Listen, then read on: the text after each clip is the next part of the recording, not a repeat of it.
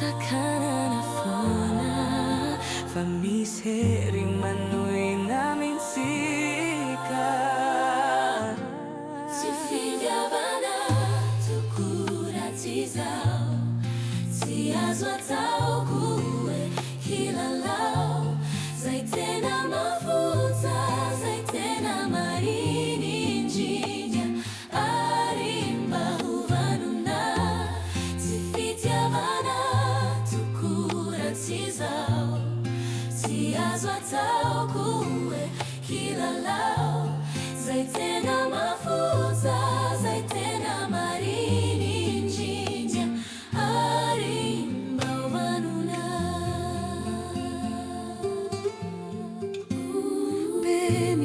Misi resa kafa fatsisania